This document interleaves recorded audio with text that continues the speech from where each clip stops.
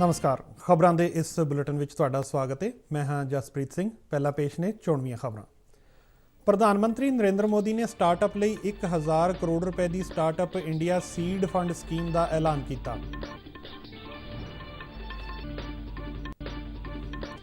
भारत में दुनिया के सब तो वड्डे कोरोना टीकाकरण अभियान की शुरुआत। टीकाकरण के पहले दिन 1,91,000 लाभार्थियों को टीका लगाया गया।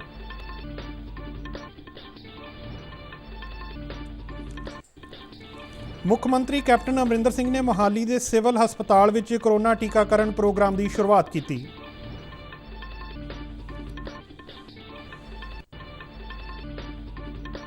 पंजाब के सरकारी और प्राइवेट सेहत संभाल सेंटरों और हस्पतालों में 1,74,000 सेहत कामियां के टीकाकरण का अमल शुरू। अमृतसर में कोविड वैक्सीनेशन की शुरुआत पंजाब के डॉक्टरी सिक्ख्या ते खोज मंत्री OP सोनी ने की।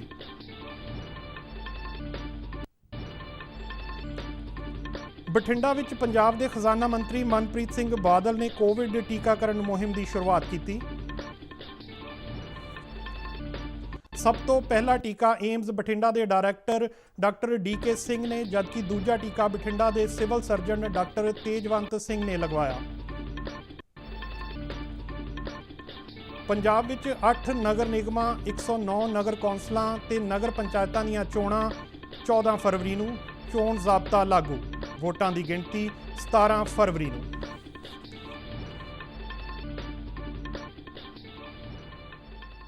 ते हुण खबरां विस्तार नाल। प्रधानमंत्री नरेंद्र मोदी ने कहा है कि स्टार्टअप्स भारत के भविख नूं बदलण की समर्था रखते हैं।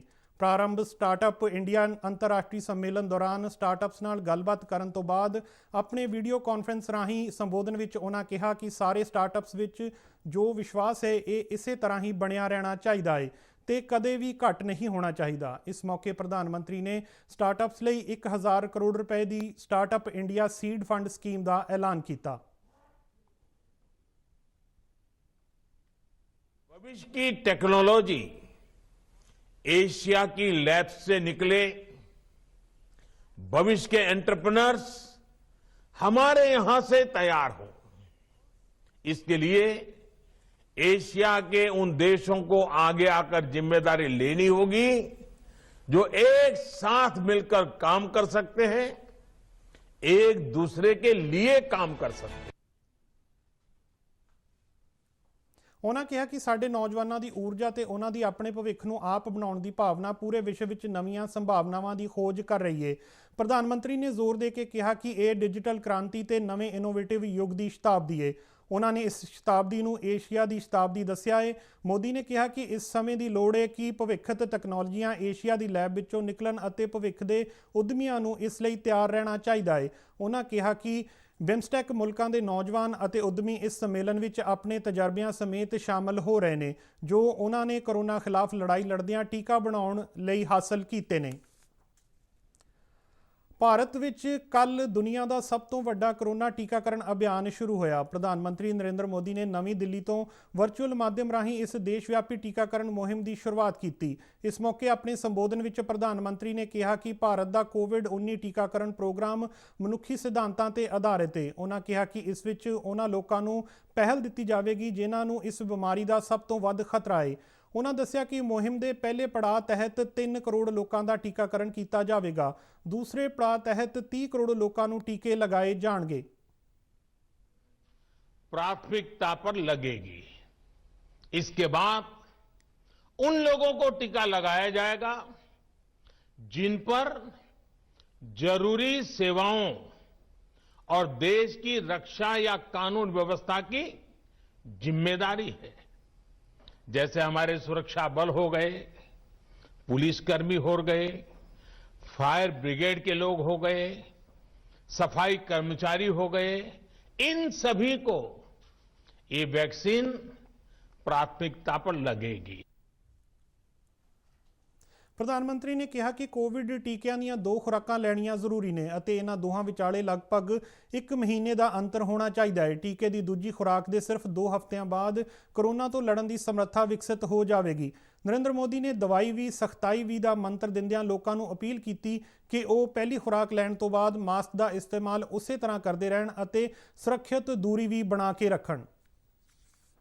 वैक्सीनों की तुलना में बहुत सस्ती हैं और इनका उपयोग भी उतना ही आसान है।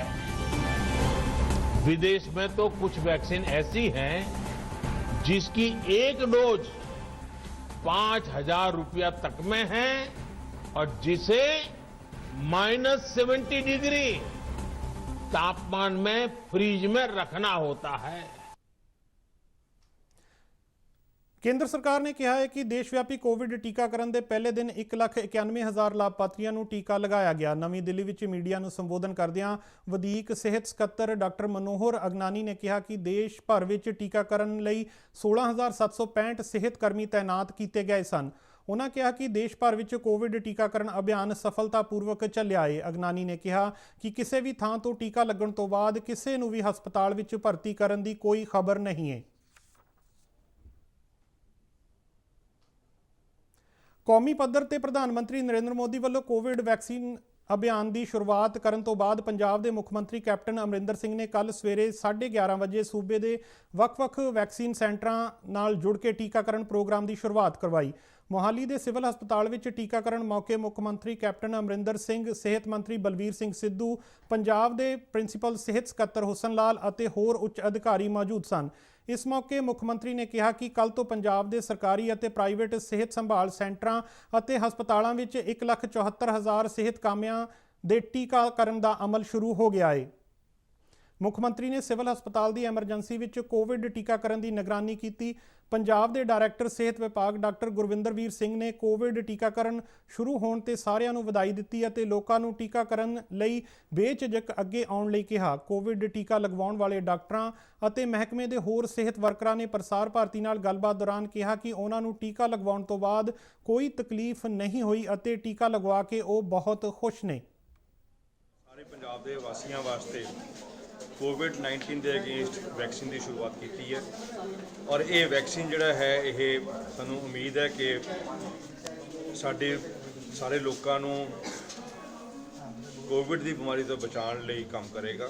ਸਰ ਅੱਜ 16 ਤਰੀਕ ਵੈਕਸੀਨ ਸਾਡੇ ਸੈਂਟਰ ਤੋਂ ਪਹਿਲੀ ਵਾਰ ਸ਼ੁਰੂ ਹੋਈ ਹੈ ਪੰਜਾਬ 'ਚ, ਜਿਹਦੇ ਲਈ ਸਾਡੇ ਮਾਨਯੋਗ ਮੁੱਖ ਮੰਤਰੀ ਆਏ ਸੀਗੇ ਜਿਨ੍ਹਾਂ ਨੇ ਇਹਦੀ ਸ਼ੁਰੂਆਤ ਕੀਤੀ ਹੈ। ਹੁਣ ਇਸ ਤੋਂ ਬਾਅਦ ਸਾਰੇ ਪੰਜਾਬ ਦੇ ਵੱਖ-ਵੱਖ ਜਿਹੜੇ ਜਗ੍ਹਾ ਤੇ ਹੈਲਥ ਵਰਕਰਸ ਉਹਨਾਂ ਦੇ ਸ਼ੁਰੂ ਹੋਏਗੀ ਅੱਜ ਤੋਂ, ਫਿਰ ਅਗਲੇ ਫੇਜ਼ਸ 'ਚ ਸਟੈਪ ਵਾਈਜ਼ ਸਭ ਦੇ ਲੱਗੇਗੀ। ਅੰਮ੍ਰਿਤਸਰ ਜ਼ਿਲ੍ਹੇ ਵਿੱਚ ਕੋਵਿਡ ਵੈਕਸੀਨੇਸ਼ਨ ਦੀ ਸ਼ੁਰੂਆਤ ਸਮੇਂ ਪੰਜਾਬ ਦੇ ਡਾਕਟਰੀ ਸਿੱਖਿਆ ਤੇ ਖੋਜ ਮੰਤਰੀ OP ਸੋਨੀ ਮੌਜੂਦ ਰਹੇ।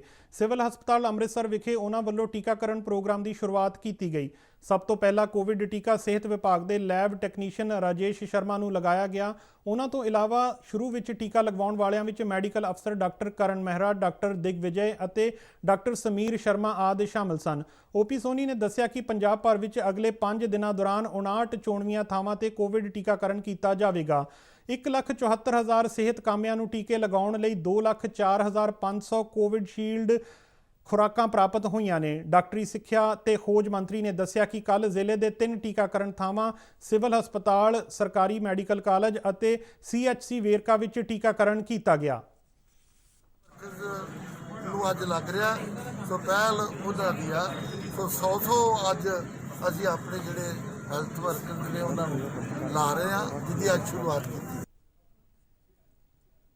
ਬਠਿੰਡਾ ਵਿੱਚ ਪੰਜਾਬ ਦੇ ਖਜ਼ਾਨਾ ਮੰਤਰੀ ਮਨਪ੍ਰੀਤ ਸਿੰਘ ਬਾਦਲ ਨੇ ਕੋਵਿਡ ਟੀਕਾਕਰਨ ਮੁਹਿੰਮ ਦੀ ਸ਼ੁਰੂਆਤ ਕੀਤੀ।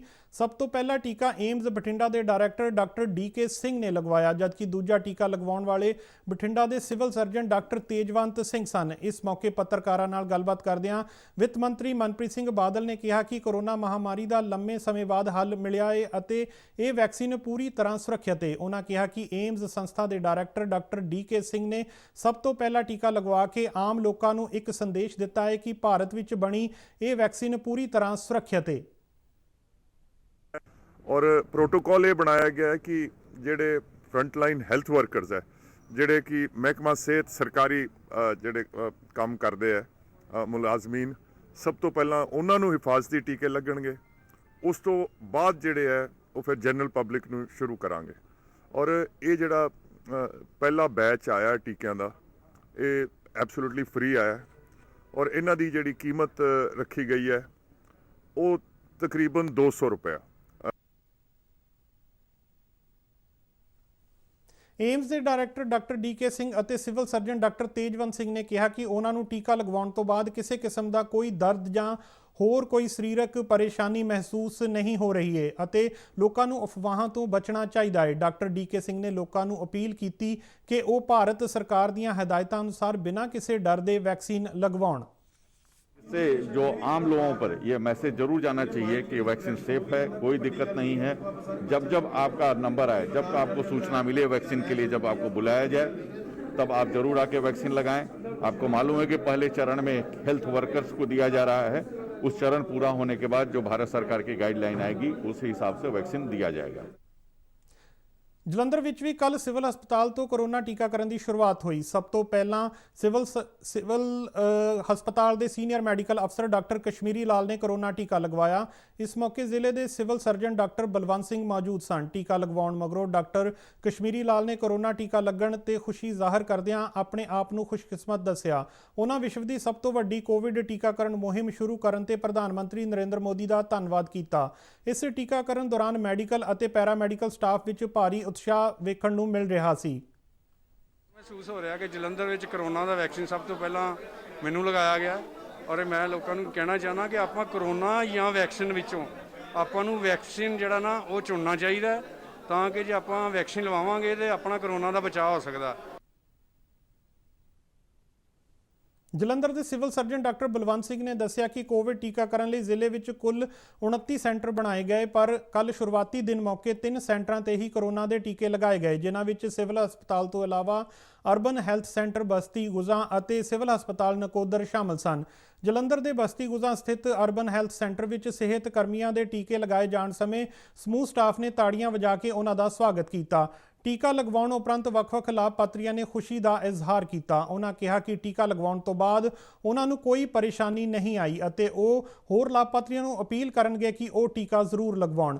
ਉਹਨਾਂ ਲੋਕਾਂ ਨੂੰ ਕੋਵਿਡ ਟੀਕਿਆਂ ਨੂੰ ਲੈ ਕੇ ਫੈਲਾਏ ਜਾ ਰਹੇ ਗੁੰਮਰਾਹਕੁਨ ਪ੍ਰਚਾਰ ਤੋਂ ਬਚਣ ਦੀ ਸਲਾਹ ਦਿੱਤੀ। ਟੀਕਾ ਲਗਵਾਉਣ ਤੋਂ ਬਾਅਦ ਇੱਕ ਹੋਰ ਲਾਭਪਾਤਰੀ ਡਾਕਟਰ ਬਲਜੀਤ ਕੁਮਾਰ ਨੇ ਕਿਹਾ ਕਿ ਕੋਰੋਨਾ ਟੀਕਾ ਆਉਣ ਤੋਂ ਬਾਅਦ ਹੁਣ ਸਾਰੇ ਬਹੁਤ ਸੁਰੱਖਿਅਤ ਮਹਿਸੂਸ ਕਰ ਰਹੇ ਨੇ। ਉਹਨਾਂ ਲੋਕਾਂ ਨੂੰ ਬਿਨਾਂ ਕਿਸੇ ਡਰ ਜਾਂ ਘਬਰਾਹਟ ਤੋਂ ਟੀਕਾ ਲਗਵਾਉਣ ਦੀ ਅਪੀਲ ਕੀਤੀ। तो हमारे फ्रंट लाइन वर्कर है, हेल्थ वर्करों को आज वैक्सीनेशन हो रही है, उसके लिए भारत सरकार और पंजाब सरकार का हम धन्यवादी हैं और हम कामना करते हैं कि आगे जो हेल्थ वर्कर हैं, जो भी हमारे स्टाफ के हेल्थ डिपार्टमेंट के हैं, सभी ये वैक्सीनेशन करवाएंगे और सुरक्षित रहेंगे। मैं यही कहांगी कि सारे वैक्सीनेशन करवानी चाहिए है। सानू सरकार ते भरोसा होना चाहिए कि जो भी वैक्सीन उन्होंने कड्ढी है वो सारे लिए सेफ होगी। हाँ जी मैम, यही कहना चाहांगी। ਲੋਕਾਂ ਵਾਸਤੇ ਨਾ ਇਹ ਵੀ ਉਹਨੂੰ ਅਵੇਅਰਨੈਸ ਲਿਆਵਾਂਗੇ ਕਿ ਇਸ ਵੈਕਸੀਨ ਨਾਲ ਕੋਈ ਡਰਨ ਵਾਲੀ ਗੱਲ ਨਹੀਂ। ਅਸੀਂ ਵੀ ਲਵਾਈ ਹੈ, ਤੁਸੀਂ ਵੀ ਲਵਾ ਸਕਦੇ, ਕੋਈ ਸਾਈਡ ਇਫੈਕਟ ਨਹੀਂ ਹੈ। ਪੰਜਾਬ ਚੋਣ ਕਮਿਸ਼ਨ ਨੇ 8 ਨਗਰ ਨਿਗਮਾਂ, 109 ਨਗਰ ਕੌਂਸਲਾਂ ਅਤੇ ਨਗਰ ਪੰਚਾਇਤਾਂ ਦੀਆਂ ਆਮ ਤੇ ਜ਼ਿਮਨੀ ਚੋਣਾਂ ਦਾ ਐਲਾਨ ਕੀਤਾ ਹੈ। ਇਸ ਐਲਾਨ ਦੇ ਨਾਲ ਹੀ ਸੂਬੇ ਦੇ ਸਾਰੇ ਚੋਣ ਹਲਕਿਆਂ ਵਿੱਚ ਆਦਰਸ਼ ਚੋਣ ਜ਼ਾਬਤਾ ਤੁਰੰਤ ਪ੍ਰਭਾਵ ਨਾਲ ਲਾਗੂ ਹੋ ਗਿਆ ਹੈ ਅਤੇ ਚੋਣ ਪ੍ਰਕਿਰਿਆ ਦੇ ਮੁਕੰਮਲ ਹੋਣ ਤੱਕ ਲਾਗੂ ਰਹੇਗਾ। ਜਗਪਾਲ ਸਿੰਘ ਸੰਧੂ ਨੇ ਕਿਹਾ ਕਿ ਨਾਮਜ਼ਦਗੀਆਂ 30 ਜਨਵਰੀ ਤੋਂ 3 ਫਰਵਰੀ 2021 ਤੱਕ ਭਰੀਆਂ ਜਾਣਗੀਆਂ, ਜਦਕਿ 5 ਫਰਵਰੀ ਤੱਕ ਨਾਮਜ਼ਦਗੀ ਪਰਚੇ ਵਾਪਸ ਲਏ ਜਾ ਸਕਦੇ ਨੇ। ਉਹਨਾਂ ਕਿਹਾ ਕਿ 5 ਫਰਵਰੀ ਨੂੰ ਹੀ ਉਮੀਦਵਾਰਾਂ ਨੂੰ ਚੋਣ ਨਿਸ਼ਾਨ ਅਲਾਟ ਕੀਤੇ ਜਾਣਗੇ। ਚੋਣ ਪ੍ਰਚਾਰ 12 ਫਰਵਰੀ ਸ਼ਾਮ 5 ਵਜੇ ਤੱਕ ਕੀਤਾ ਜਾ ਸਕੇਗਾ ਅਤੇ 14 ਫਰਵਰੀ ਨੂੰ ਸਵੇਰੇ 8 ਵਜੇ ਤੋਂ ਸ਼ਾਮ 4 ਵਜੇ ਤੱਕ ਵੋਟਾਂ ਪਵਾਈਆਂ ਜਾਣਗੀਆਂ। ਵੋਟਾਂ ਦੀ ਗਿਣਤੀ 17 ਫਰਵਰੀ ਨੂੰ ਹੋਵੇਗੀ। ਉਹਨਾਂ ਦੱਸਿਆ ਕਿ ਚੋਣਾਂ ਕਰਵਾਉਣ ਲਈ 145 ਰਿਟਰਨਿੰਗ ਅਫਸਰ ਤੇ 145 ਸਹਾਇਕ ਰਿਟਰਨਿੰਗ ਅਫਸਰ ਨਿਯੁਕਤ ਕੀਤੇ ਗਏ ਨੇ। ਇਹਨਾਂ ਚੋਣਾਂ ਨੂੰ ਨਿਰਪੱਖਤਾ ਤੇ ਪਾਰਦਰਸ਼ੀ ਤਰੀਕੇ ਨਾਲ ਨੇਪਰੇ ਚਾੜ੍ਹਨ ਲਈ 30 IAS PCS ਅਧਿਕਾਰੀਆਂ ਨੂੰ ਚੋਣ ਅਬਜ਼ਰਵਰ ਤੇ 6 IPS ਅਧਿਕਾਰੀਆਂ ਨੂੰ ਪੁਲਿਸ ਅਬਜ਼ਰਵਰ ਲਗਾਇਆ ਗਿਆ ਹੈ। ਉਹਨਾਂ ਕਿਹਾ ਕਿ ਸੂਬੇ ਵਿੱਚ 8 ਨਗਰ ਨਿਗਮਾਂ ਲਈ 400 ਅਤੇ 109 ਨਗਰ ਨਿਗਮਾਂ, ਨਗਰ ਪੰਚਾਇਤਾਂ ਲਈ 1902 ਮੈਂਬਰ ਚੁਣੇ ਜਾਣਗੇ। ਸੂਬਾ ਚੋਣ ਕਮਿਸ਼ਨਰ ਜਗਪਾਲ ਸਿੰਘ ਸੰਧੂ ਨੇ ਕਿਹਾ ਕਿ ਨਗਰ ਨਿਗਮ ਫਗਵਾੜਾ ਦੇ ERO ਵੱਲੋਂ ਤਿਆਰ ਕੀਤੀਆਂ ਗਈਆਂ ਵੋਟਰ ਸੂਚੀਆਂ ਵਿੱਚ ਕਮੀਆਂ ਸਾਹਮਣੇ ਆਈਆਂ ਨੇ, ਜਿਸ ਕਾਰਨ ਵੋਟਰ ਸੂਚੀਆਂ ਦੁਬਾਰਾ ਤਿਆਰ ਕਰਨ ਉਪਰੰਤ ਹੀ ਨਗਰ ਨਿਗਮ ਫਗਵਾੜਾ ਦੀਆਂ ਚੋਣਾਂ ਕਰਵਾਈਆਂ ਜਾਣਗੀਆਂ। ਪੰਜਾਬ ਸਰਕਾਰ ਦੀਆਂ ਹਦਾਇਤਾਂ ਅਨੁਸਾਰ ਮਿਊਨਿਸਪਲ ਚੋਣਾਂ ਵਿੱਚ ਮਹਿਲਾਵਾਂ ਲਈ 50% ਰਾਖਵਾਂਕਰਨ ਦਿੱਤਾ ਗਿਆ ਹੈ। ਉਹਨਾਂ ਦੱਸਿਆ ਕਿ ਇਹਨਾਂ ਚੋਣਾਂ ਲਈ ਸੂਬੇ ਵਿੱਚ 20,49,777 ਪੁਰਸ਼ ਅਤੇ 18,65,354 ਮਹਿਲਾ ਅਤੇ 149 ਟਰਾਂਸਜੈਂਡਰ ਵੋਟਰਾਂ ਸਮੇਤ ਕੁੱਲ 39,15,280 ਰਜਿਸਟਰਡ ਵੋਟਰ ਨੇ। ਚੋਣ ਕਮਿਸ਼ਨ ਵੱਲੋਂ ਨਗਰ ਨਿਗਮ ਦੇ ਉਮੀਦਵਾਰ ਲਈ ਖਰਚਾ ਹੱਦ 3 ਲੱਖ ਰੁਪਏ, ਨਗਰ ਕੌਂਸਲ ਸ਼੍ਰੇਣੀ 1 ਦੇ ਉਮੀਦਵਾਰ ਲਈ 2,70,000, ਸ਼੍ਰੇਣੀ 2 ਲਈ 1,70,000, ਸ਼੍ਰੇਣੀ 3 ਲਈ 1,45,000 ਰੁਪਏ ਅਤੇ ਨਗਰ ਪੰਚਾਇਤਾਂ ਦੇ ਉਮੀਦਵਾਰਾਂ ਲਈ ਖਰਚਾ ਹੱਦ 1,05,000 ਰੁਪਏ ਨਿਰਧਾਰਿਤ ਕੀਤੀ ਗਈ ਹੈ। ਉਹਨਾਂ ਕਿਹਾ ਕਿ ਕੋਵਿਡ-19 ਦੇ ਮੱਦੇਨਜ਼ਰ ਸਮੁੱਚੀ ਚੋਣ ਪ੍ਰਕਿਰਿਆ ਦੌਰਾਨ ਸਰਕਾਰ ਵੱਲੋਂ ਜਾਰੀ ਦਿਸ਼ਾ ਨਿਰਦੇਸ਼ਾਂ ਦੀ ਪਾਲਣਾ ਕੀਤੀ ਜਾਵੇਗੀ। ਇਸ ਦੇ ਨਾਲ ਹੀ ਖਬਰਾਂ ਦਾ ਇਹ ਬੁਲੇਟਿਨ ਖਤਮ ਹੁੰਦਾ ਹੈ। ਆਗਿਆ ਦਿਓ। ਨਮਸਕਾਰ।